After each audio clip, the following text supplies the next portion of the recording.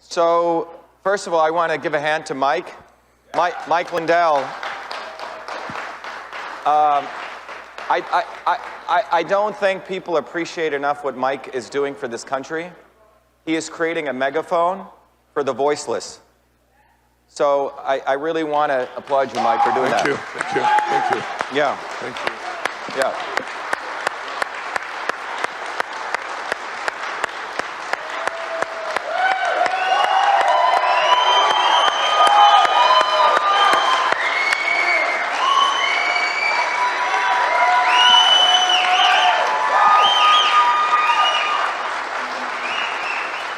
Thank you. I give the glory to God. We're going to get through this, and you're all part of it. Thank you. God bless you. So what I would like to do, if it's okay with everyone, take about 15 minutes of your undivided attention. And I want to walk you through the journey that I've been on since September 1st. And that journey will reveal to all of us that the First Amendment has been obliterated by the elites. And that we all need to let go of our rose-colored glasses, and we have to win back freedom. So that's what I want to talk about. And the journey I'm going to take you on, I'm going to share with you a couple of diagrams, okay? And we'll bring that. Doug, we don't need to put that up yet. We'll bring that up because let's bring that up shortly. But let me begin by giving you the start of this journey. My journey begins many years ago in a small village in India. I grew up India has a caste system. You guys familiar with that? So we were considered low caste untouchables. You won't find a lot of Indians like me in America. The fact that my parents came here is about 1 in a trillion. So I grew up in the working class neighborhoods of New Jersey, and it's there where everyday people taught me the values of this country. Hard work, right? And you reap what you sow. And that led me to, as Mike said, to MIT, where I got 4 degrees, started many companies, invented the world's first email system when I was 14 years old, before I came to MIT. But more importantly, it was in 2017, I decided to first time run for office. People like myself, scientists and technologists, we're not supposed to run for office, right? But I decided that what was going on in this country was inappropriate. People like Elizabeth Warren I'm from Massachusetts, and we ran against her. We ran on a campaign which said only the real Indian can defeat the fake Indian. It was a good campaign, all right? But we learned a lot. What we learned was that those in power want to divide black and white, right? The liberal elites are the real racists. So people like Elizabeth Warren there is a racism. People use race for their own advancement like Elizabeth Warren did. Anyway, we learned a lot running that. But in 2019, I decided to run as a Republican in the Republican primary for U.S. Senate again. In Massachusetts, there's only one party. The Massachusetts GOP colludes with the Democratic Party. They're one. All right? There's no 2 parties in Massachusetts. So when I ran as a Republican, no one wanted to support us. But we got 3,000 volunteers all over Massachusetts. We raised $2 million, all on Twitter. And you could not leave Massachusetts without seeing one of our 20,000 lawn signs, our bumper stickers, huge billboards. We were everywhere. The GOP found, frankly, some guy to run who no one even knew about, probably was offered a judgeship or something. Okay? But that was a model that was run. Well, on September 1st, 2020, the word on the street was that Dr. Shiva was going to win on a landslide. We were everywhere. And you can talk to people, probably a number of people here, it was a national campaign, meaning people from all over the country donated to us. So on September 1st night, we get the results rolling in. And what do the results show? Well, the results show that we win in a county called Franklin County, which is all hand-counted paper ballots, by 10 points. And in every other county, we lose 60-40, 60-40, 60-40, 60-40, 60-40. All of those other counties have electronic voting machines. Now, I never thought election fraud took place in this country. I thought that only occurs in third world countries, right? And so that began my journey to understand what was going on. right? So I put my hat on not as a politician, but as an MIT systems engineer with 4 degrees, a PhD in biological engineering, a master's in design, my computer science bachelor's. And what I discovered was 2 very important things by September 9th. One of the things we discovered was that state election directors in the United States, Republican and Democrat, were deleting ballot images. What are ballot images? When you go to the voting booth, you can vote 2 ways, right? You can vote on paper, and it's counted by paper. Probably the best way to do it. The other way is your ballot gets put into a machine. Those machines scan that paper, and they make it into an image. Got it? That's called a ballot image. And then that ballot image is run through the technology to determine your votes, right? So the machine is looking for those dots with its AI engine and determining what the votes are. So what is it using? Is it using the paper or the image? It's using the image, right? So the image at that instant becomes a ballot. So we go to the Secretary of State and we said, look, we want the ballot images. And we had a video camera with our volunteers on September 9th. And the individual at the state election official, he says, we don't have those images. We turned that feature off, which means they get deleted. All right? The default setting is save all images. So they had deleted the ballot images. So I had to formally apply for what's called a public records request. And on September 24th, we get back emails from the Secretary of State saying, we don't have to save ballot images by state law. Well, this is a federal election. According to 52 U.S.C. 20701, which was passed in 1974, you must save all records generated in connection with a federal election, okay? You can write that down, 52 U.S.C. 20701. All records generated in a federal election must be preserved. So I write back to her in an email and I say, can you show me the state law that allows you to get away without saving federal election images? She doesn't write back. She diverts it to sending me some other documents. I said, you have violated federal law. This election is null and void. So I have these 4 emails. We have about 300,000 followers on Twitter. It's a public official. So those 4 emails I put up on Twitter. Within hours of putting up those images, that's on September 25th, I'm thrown off Twitter. Now you have to understand, I'm still a U.S. Senate candidate in a federal election in a write-in campaign in the generals. So just close your eyes and think about what I'm saying here.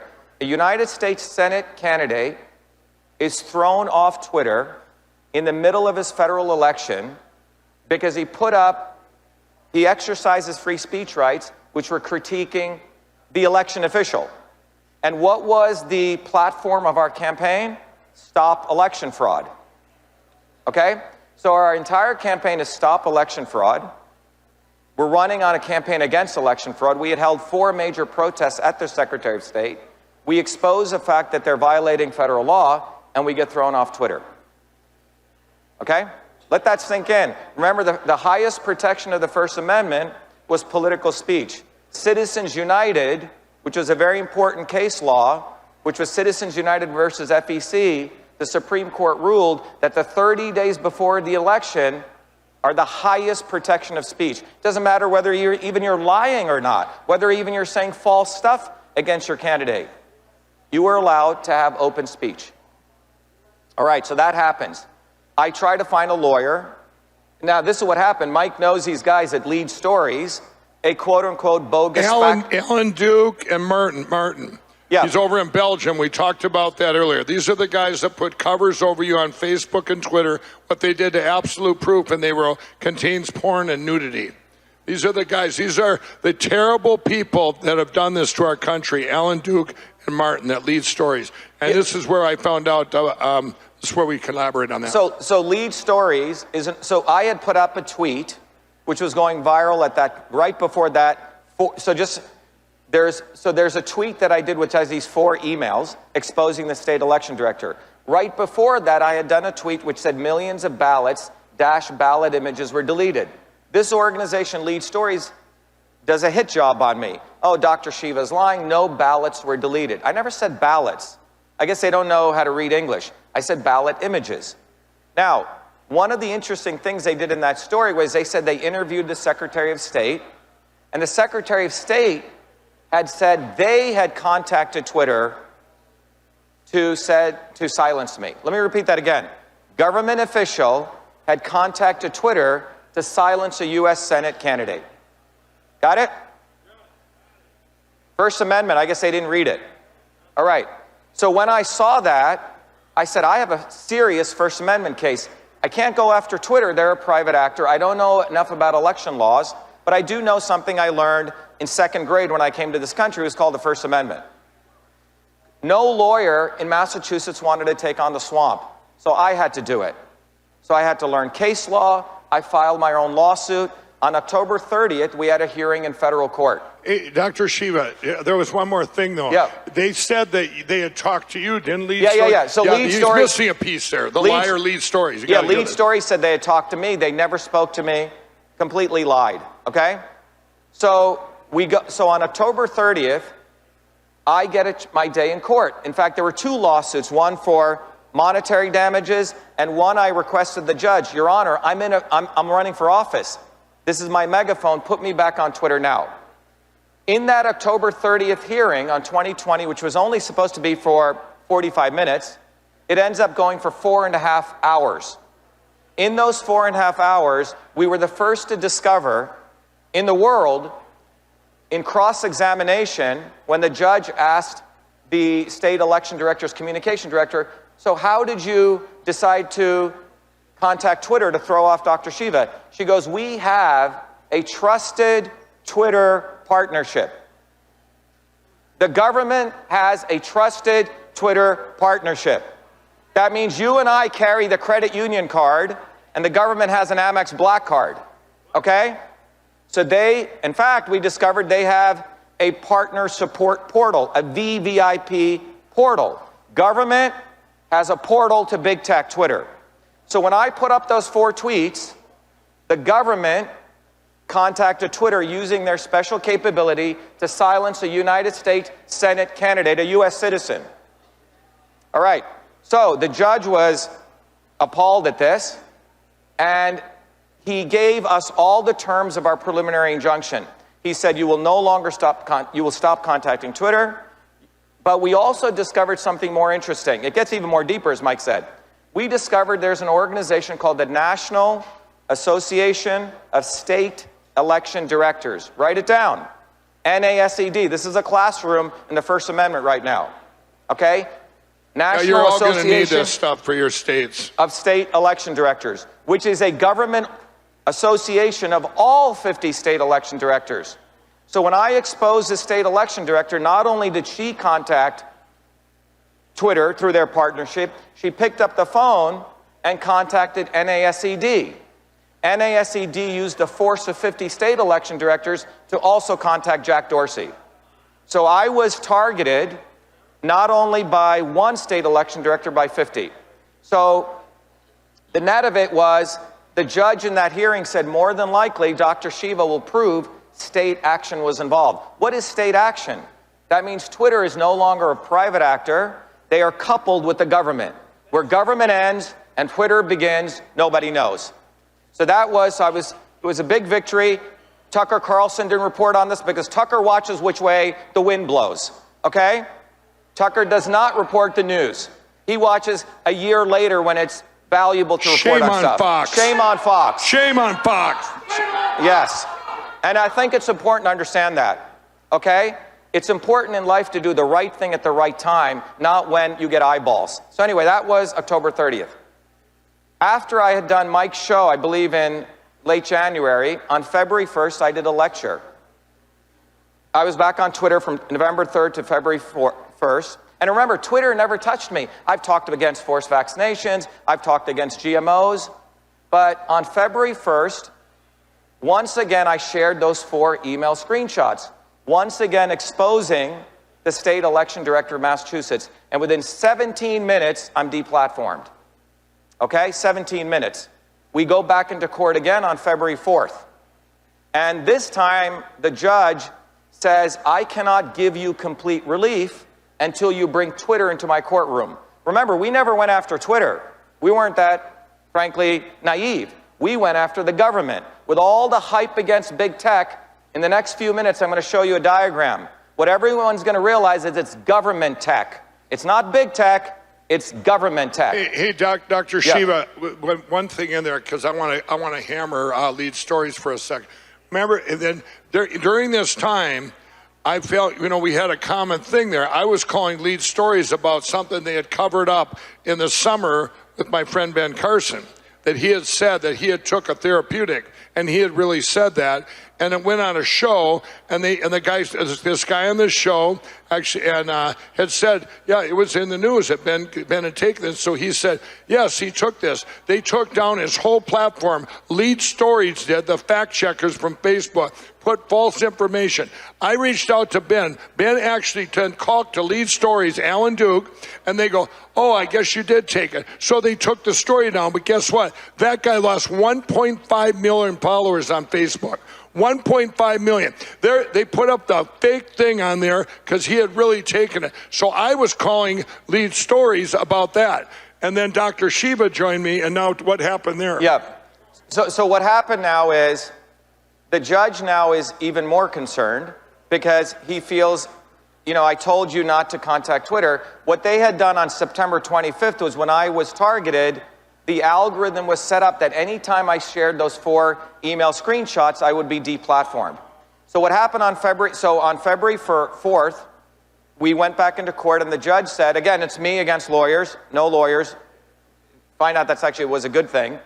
So on May 20th, the judge gives us the opportunity and he brings in Twitter. So it's me now against 3 of the three of the Secretary of State's lawyers in Massachusetts, 3 of Twitter's lawyers from Wilmer and Hale, one of the leading law firms in the world, and 1 from NASID. So 7 lawyers against me, okay? The night of May 19th, so May 20th is the lawsuit, I'm trying to figure out what is this Twitter trusted partnership, okay? We have filed like 35 briefs. Nowhere in there is anyone talk about it.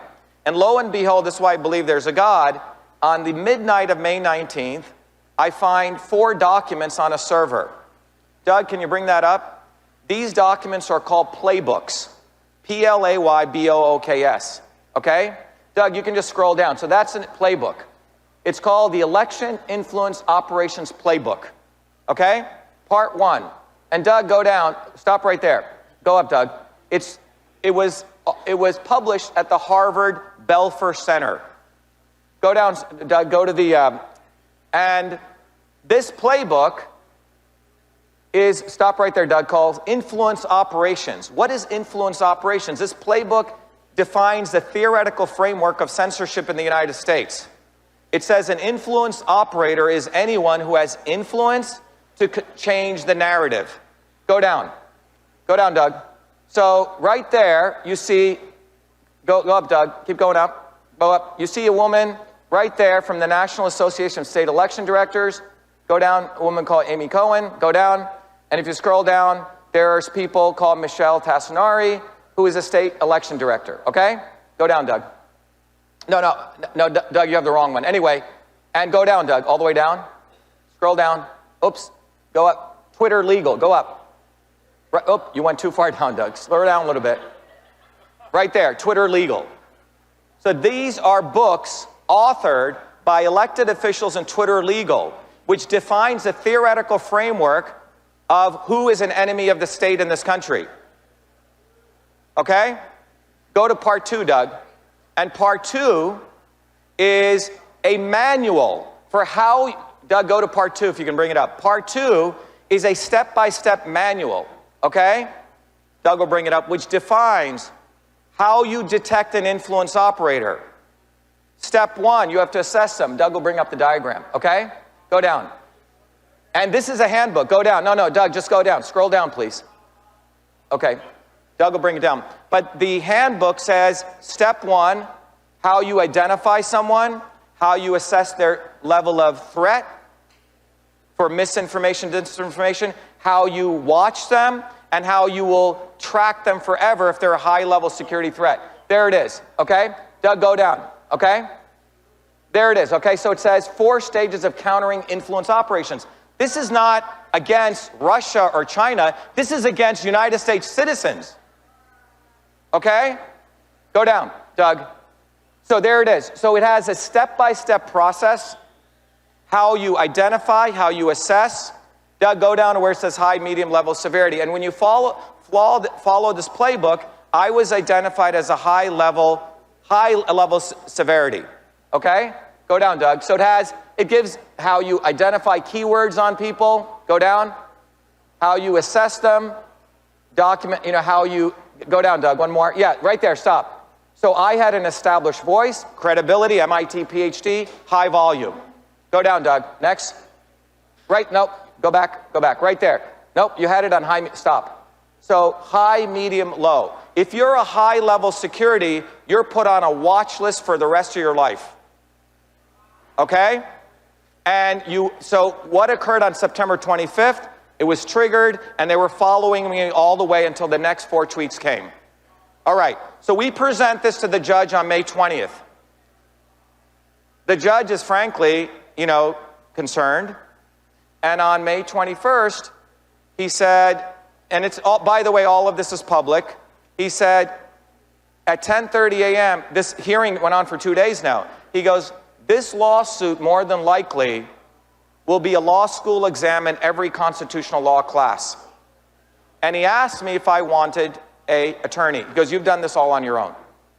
All right. Doug, bring up the long fuse report. So the next hearing was set for July 15th.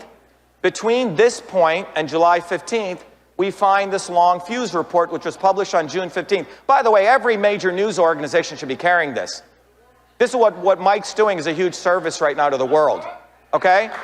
So the long fuse report, this is a 300-page report. The first report is a handbook of how you censor people in the United States. This report was written on June 15th by Stanford guys showing how great the playbook worked. In this report, I mentioned 22 times, I am considered the top 6 repeat spreader, and it validates that I was being surveilled since June of 2020.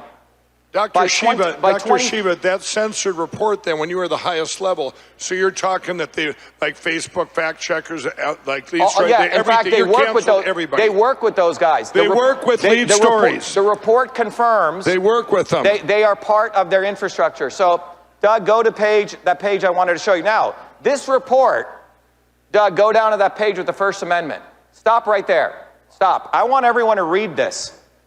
Elections in these guys are upset that America is a decentralized country. They are upset we have the First Amendment. They say it in black and white.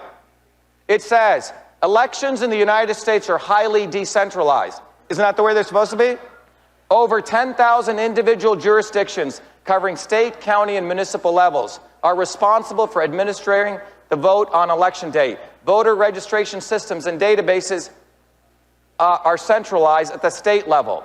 Vote casting, in contrast, is organized at the local level. There is no centralized support to aid the vast number of jurisdictions in identifying and responding to emerging election-related misinformation, disinformation. They're upset there's not one centralized organization that can crush, quote-unquote, misinformation. They are upset that things are decentralized. Everyone following me? Doug, go down to the next page. And look what it says here. It goes, this is especially true for elections. Doug, you don't have to do that. I can read it. This is especially true for election disinformation that originates from within the United States, which would likely be excluded from law enforcement action under the First Amendment. And not appropriate for study by intelligence agencies restricted from operating in the United States.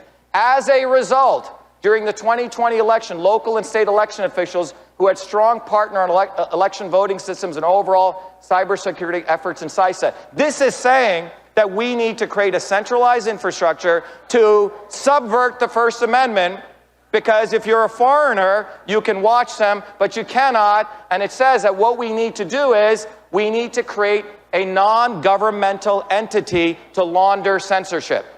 Everyone following me? Okay, 300-page report.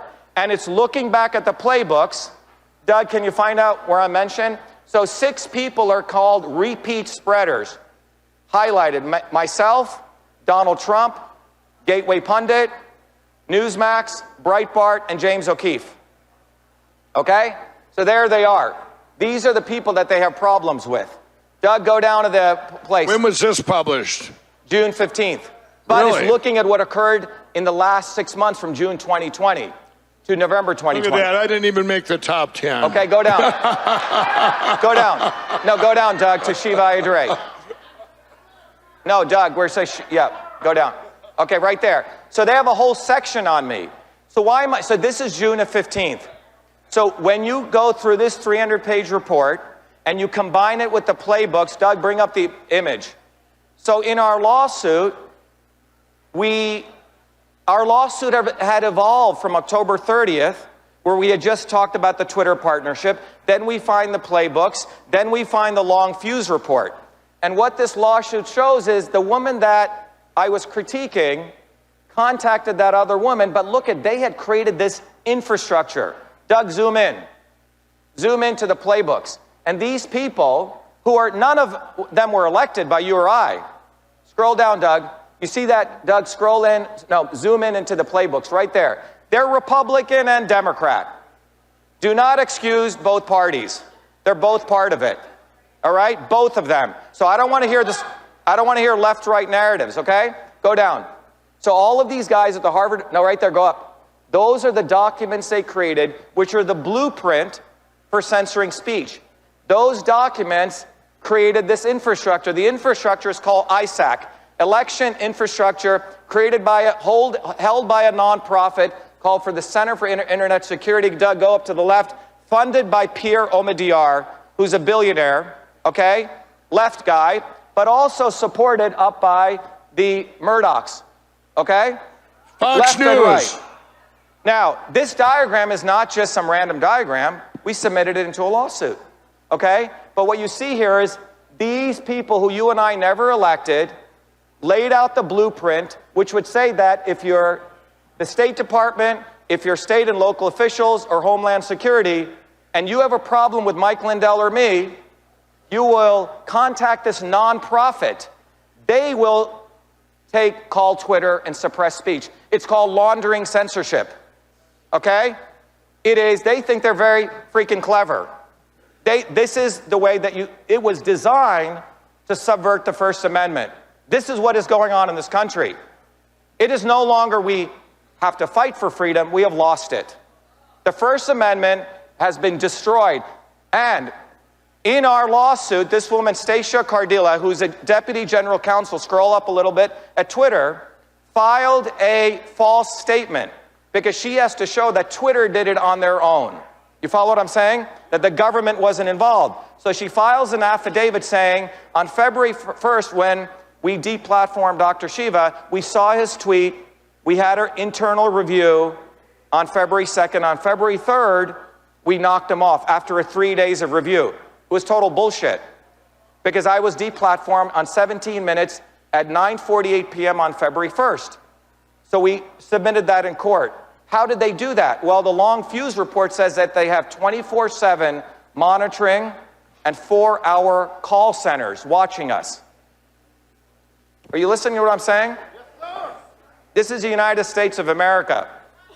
And the reason we've gotten this far is because we keep electing. We have selections, not elections, as Mike is exposing today. We have selections, not elections. It is being done by Democrat and Republican, okay? And so this woman, Stacia Cardilla, the Deputy General Counsel, lied in federal court because I was deplatformed in 17 minutes, not in a 3-day review. Can you zoom out? What you're witnessing here is the domestic censorship infrastructure that was created against every American. I was a canary in the coal mine, a U.S. Senate candidate running for office. Next time, this will be used against any person running for Congress. Now, why am I sharing with you this? So this occurred to me running for U.S. Senate. But, you know, I'm also, as Mike said, I'm also a PhD in biological engineering. I also have talked about the issues of forced vaccination, that I do not believe that one-size-fits-all medicine. that not everyone should get the same vaccines. In fact, I believe there are many things in nature that are powerful, right? When I put up those tweets, those also get flagged by the same infrastructure. There's also the fact that if you talk about pro-mask or anti-mask, you get tagged. So what we've taken is every issue in this country is being operated and run and managed, the quote-unquote misinformation and disinformation by a domestic censorship infrastructure. Yes, I invented email. Yes, I created EchoMail, other companies, but I can tell you what I'm most proud of is discovering this system. And it took a lot of heat to do this, and it wasn't done by lawyers. Lawyers will not do this, and in fact, where we are right now is we all have to wake up to the recognition that how do we solve this problem? Because if you take any issue, if you take masks, there's a pro-mask issue and an anti-mask.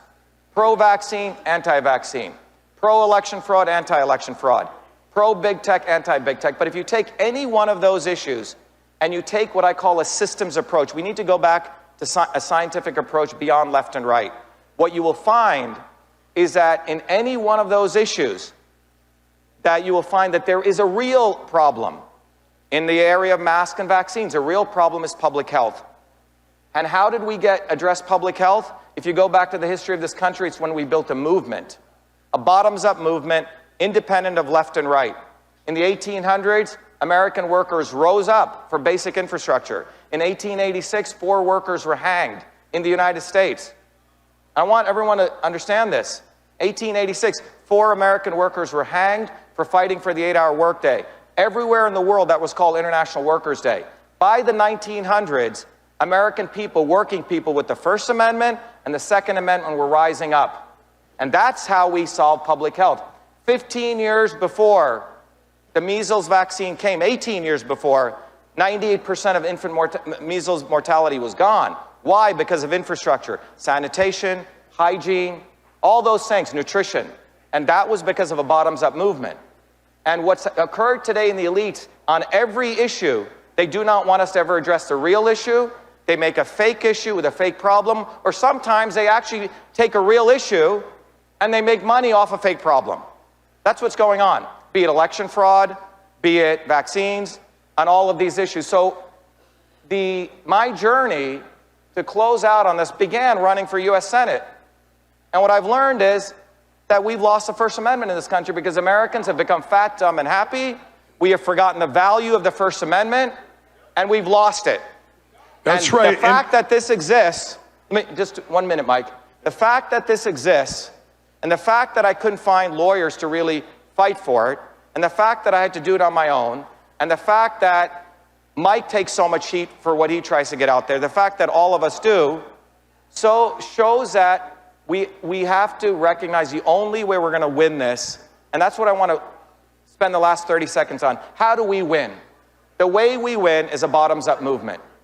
You know, it's a bottoms-up movement. No. It's not going to come from the Democrats or the Republicans. It's not going to come from these election systems as long as we have electronic voting machines. We need to go to hand-counted paper ballots. Election day should be a national holiday. We need to get our young people learning history and civics. We have a very fundamental problem. And it's not going to come from cursing at the darkness. We need to become the light. And we need to become the light by recognizing it's about truth, freedom, and health. Truth, freedom, and health. Without freedom, you cannot do science to get to truth. And without truth, you cannot find out what's good for our bodies or our infrastructure. And what's occurred in this country, they violated freedom with this crap. And that's why we are in this situation right now.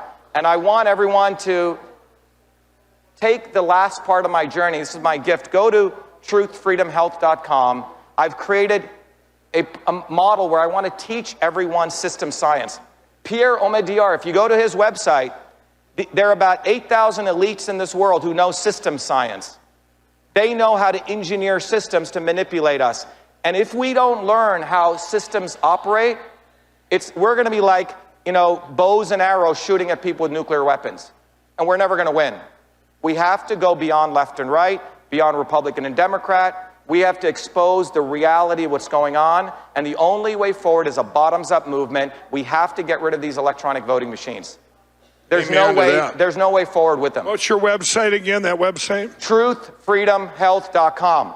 Everyone go there, because it took me 40 years to create the MIT distillation. I used to teach a course at MIT called Systems Visualization, where my students used to take complex systems and be able to visualize it. This time I had to use it for my own. But we have to understand the interconnections of things. As long as we're in the pro-mask, anti-mask. The real issue with masks is you put on a mask, it hurts your mouth microbiome. The real issue with vaccines, it's not one-size-fits-all medicine. The real issue with election fraud is we got to get rid of these electronic voting machines. Not all technology is good. And the real issue with big tech, it's not big tech, it's big government. It's government tech. It's right on. Yes, Jack Dorsey is just a slave to the government. Zuckerberg is a slave. So let's not think these guys, it's the government, Homeland Security, which has created this infrastructure. Thank you. Yeah, isn't that something? So I will say this, great job. And Dr. Shiva, can you, what a hero that he dug in and found out what's behind all this. This isn't just China coming through the machines. There's people, these are domestic actors here that are involved. U.S. citizens.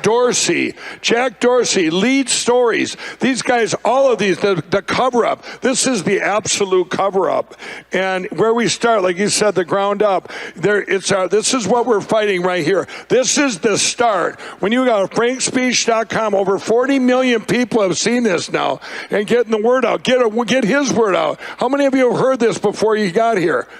This should be all over the news, everywhere. This should be everywhere in the world. Everybody should know this. Every single person should know all the stuff he just told us. We'll put his website up there too. What's that? You can go find every document at winbackfreedom.com.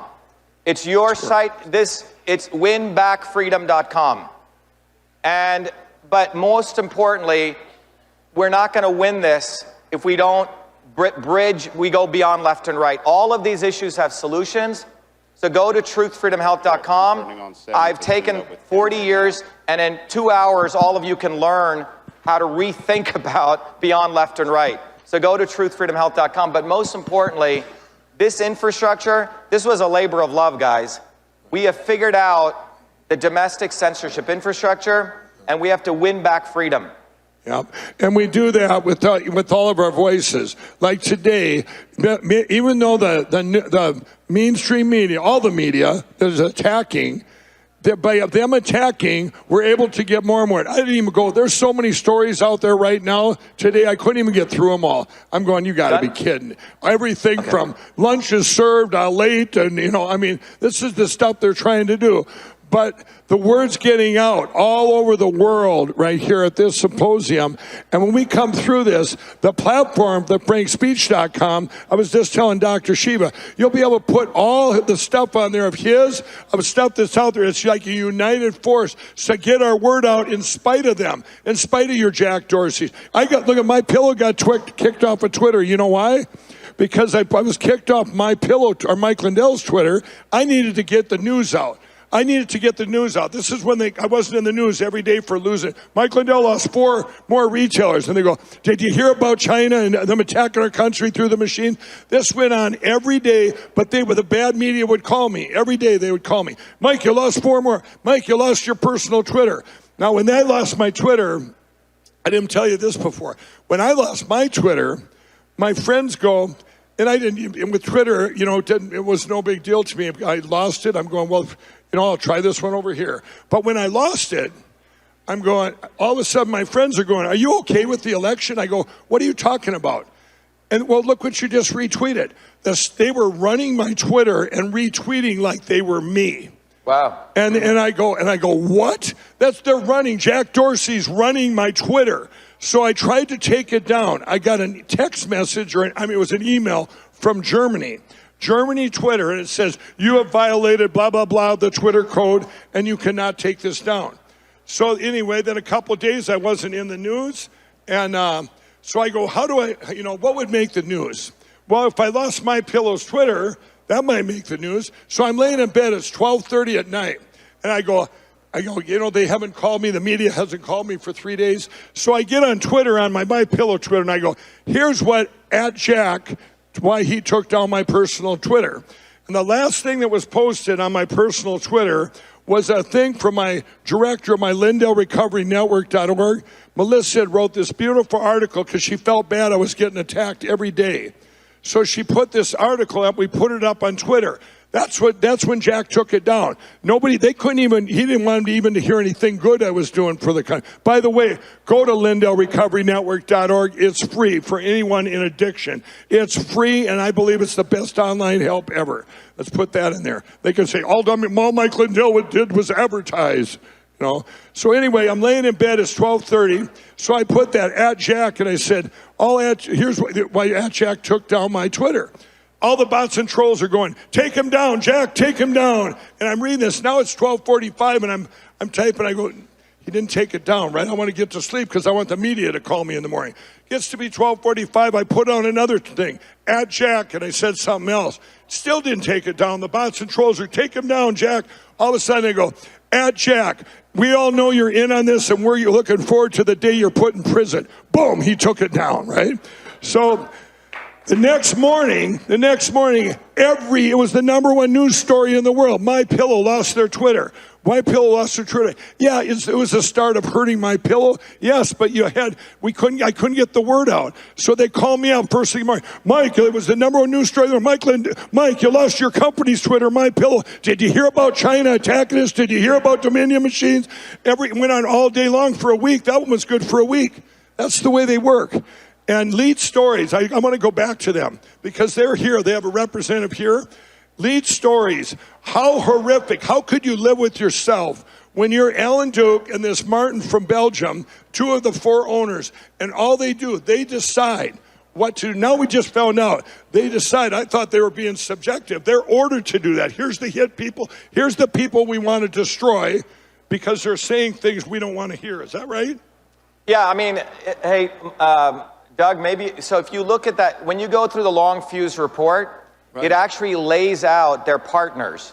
So their partners include media. So if you want to take out someone, you basically communicate Can you put that back to the up? Platforms, put the picture to back other up. Partners such as these media organizations and fact-checker organizations. The amazing thing that's happened with those people who run our country right now, they're telling you, this is how I'm going to censor you. They don't even care to hide it anymore. That's what's incredible. So the fact-checking organizations, the social media companies, they're all part of this ecosystem. Right. So the playbook and that long fuse report lays it out in black and white, how they are going to censor you, how they do it, and it's a manual. So and you know what? And you think about that, if you're a journalist, I was just talking to CNN up there when they were interviewing me, and then another one, and I said, do you guys get ordered from Jeff Zucker at CNN that you can't go to Dominion and ask him questions, or you don't care? You're here trying to hit me on the evidence and prove it. I said, I've already spent millions of dollars proving. I already got that. The only thing I'm doing here is I need to get the word out so that the Supreme Court and everything, when we bring it to them, that they will look at it. You got to have them look at it. You got to get the word out to the people. And I said to them journalists, I said, are you ordered, or why wouldn't you just go over and say, hey, Dominion, why are you hiding? What are you hiding? Why don't you just solve this and open up a machine or router and say, here, we've been innocent all along? Because they can't. And then I hear why I'm upstairs, that they're covering up stuff around the country as we speak. This is the absolute cover-up. And we see right here, if they got that, do they have that big page you had? Can you put up the big page, please? The page is being hit so many times we can't even bring up the site. Put it up. Put it back up.